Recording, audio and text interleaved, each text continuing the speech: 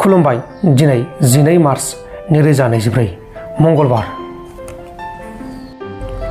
आथिखालाव ससियेल मिडियानि जुगाव आरो अनलाइननि जुगाव गोबां सुबुङा अनलाइन ट्रेडिं एप्लिकेशन जेरै ग्र' app, Binomo, online trading app, Upstox एप्सफोराव रां खामायदों आरो गोबां सुबुङा रांबो थांजागासिनो दङ।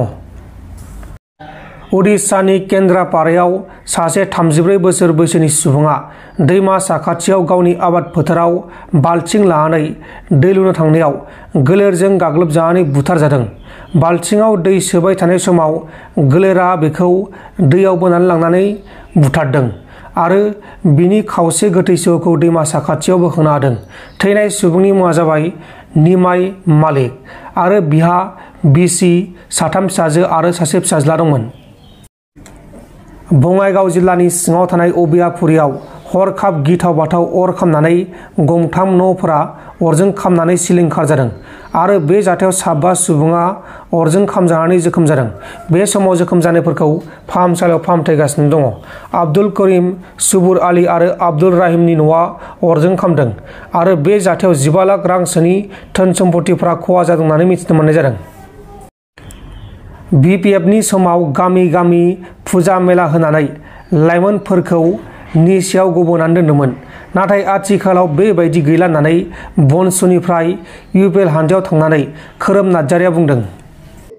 गिबियाव आङो बनसु क'क्राझार खोन्दो गसाइगाव खोन्दो बनसुनि सेक्रेटारि जानानै खामानि मावदोंमोन। बनसुखौ गसाइगावआव जोंनो इस्टाब्लिश खालामहैदोंमोन 2022 फार्स्ट जानुवारियाव जुलाइयावहाय जोङो बनसुखौ गसाइगावआवहाय लांनाय जादोंमोन आरो गामि गामि बनसुनि बागै मानसिफोरनो खोन्थाहैनाय जादोंमोन। बे समाव मानसिफोरा आन्दायदोंमोन जे बनसुआ मा जिनिस मिथियाखैमोन आरो जोङो बनसुनि उद्देश्य जेनाखि खामानि बे हाबाफारिफोरखौहाय पाब्लिकफोरनो खिन्थाहैनायलाय पाब्लिकफोरा जोंखौ रिसपन्स होदोंमोन। नाथाय थाङै थाङै जों मा नुनो मोनखो बनसुनि माखासे लोरबांथि उइकनेस नङा होमबा उइकनेसखौ जों नुनो मोनबाय। स्पेसियेलि आं हारसिङै बुङोबा जाथिनि थाखाय मावनो होनोब्ला आं हारसिङै हाया नङा होमबा। गोजौआवहाय जायफोर बिथांमोन दं गायसनगिरि नोंथांमोना मिथिखागौ बनसुनि गायसनगिरिया सोर मानगोनां मन'जायला बिथांमोन दं मानगोनां बिथांमोनानो बनसुखौ गायसनदों। गिबियाव आदा बनजित मनजिलमोनखौहाय लिडआव दोनदों आरो ना। आदा बनजित मनजिलमोनजों मोजाङै कन्टेक्टआव दङमोन। नाथाय आं बनसुनिफ्राय रिजाइन होनायनि गुबै जाहोना जाबाय बनसुआव आङो जेब्ला दङमोन होमबा मोनसे जाथिनि थाखायल' खामानि मावदोंमोन नङा होमबा। नाथाय आं दा पलिटिसियानावहाय फैबाय हिसाबै दा आं आसा खालामो जे गासैबो समाजनिखौ दायथ' लानानै समाजनि जौगानायनि थाखाय हाबाखौ मावलांनो आं मावलांनो हागोन होननानै आं मिजिंथियो आरो गावनि सायाव। आरो आङो गुबैयै पलिटिकेलाव फैबाय हिसाबै पलिटिकेलनि माखासे बाथ्राफोर बुंनांगोन नङा होमबा।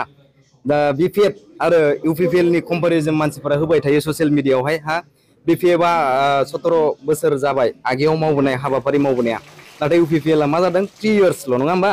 दा इउपिपिएलजों बिपिएफजों कम्पेरिजनाव फैया, मानो होनोब्ला सासे गथ'नि बिफाजों कम्पेयार खालामनाय बायदि जायो। दा बिपिएफआ बै समाव माबायदि राज खालामोमोन बयबो मिथिगौ जे गामि गामि फुजा मेला खालामनानै इयुथ्सफोरखौहाय स्पेसियेलि निसायावहाय गब'होनानै दोनोमोन। मानोना फेस्टिभेल जायोबा बयबोथ' इन्जय खालामो नङा होमबा। दा बेबायदिनो सोलोंथाइ बिथिङाव बिराद आन्दार डेभेलप जानानै दंमोन बिपिएफनि टाइमाव। दा जों प्रमद बर' सारनि दैदेननाय इउपिपिएल सरकाराव लिडआव फैनाय लोगो लोगो जों मा नुनो मोनखो मोनफ्रोमबो गोरलै गोरलै फुजा मेलाखौहाय स्पेसियेलि टटेलि बन्द' खालामनानै होनाय जाबाय। जायनि जोहै नङा होमबा सुबुं हिउमेन रिसर्सफोरा गोमालांदोंमोन बै समाव। दानि टाइमाव जोङो नुनो मोनो जे हिउमेन रिसर्सफोरा आपग्रेड जानो हमबाय एबा बारायनो हमबाय नङा होमबा। दा जोङो इउपिपिएल सरकार फैनाय लोगो रिसेन्टलि जों एपिएससि आनजादावहाय जोङो 40 जन जोंनि बर' सुबुंनिफ्रायनो 40 जन पास जानायखौ जों नुनो मोनदों। आरो बिनि सिगां जोङो नुनो मोनोमोन जे बिपिएफआ दैदेनबाय थानाय समाव जोङो हाइस्टआवनो 7 जनसोल' पास जायोमोन इयाराव नङा होमबा। दा बेजों कम्पेयार खालामोब्ला सोलोंथाइनि बेलायावहाय बेसेबां जे जौगादों बेखौ जोङो आन्दाज खालामनो हायो। आरो मोनसे खोथा दङ, आं बेखौ बुंनो सानदों, इयुथ्सफोरा बिपिएफ दोलोआव जयेन जागासिनो दङ। माखासे मेन पइन्ट नङा होमबा दा इयुथ्सफोरा मानि थाखाय BPF आव जइन जादों बेनि मोनसे खोथा दङ।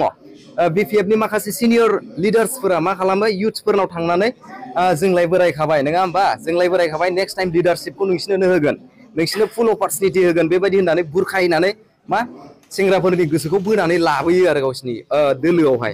दा स्पेसियेलि थाङै थुङै जों नुनो मोनो जे खामानि बारग'खांबाथाय इयुथ्सफोरखौ खुनु खबर गैयै बेबायदि पात्ता होयै खालामनानै होयो। आं आसा खालामो इयुथ्सफोरा बेनि सायाव एनालाइज खालामगोन आरो सोलिफु सोरखारनि बागै एसे बिजिरनानै बेवहाय जों जगदान जानानै जयैनो समाज जौगानायनि खामानि मावगोन होननानै आं मिजिंथियो। नोंथांमोन दिनैनि खौरांफोरा बेखिनिल'मोन। बेखिनिसिम नायनायनि थाखाय नोंथांमोननिसिम रोजा रोजा साबायखर। गोजोन्थों। एसेनोसै। जय बर' हारिनि।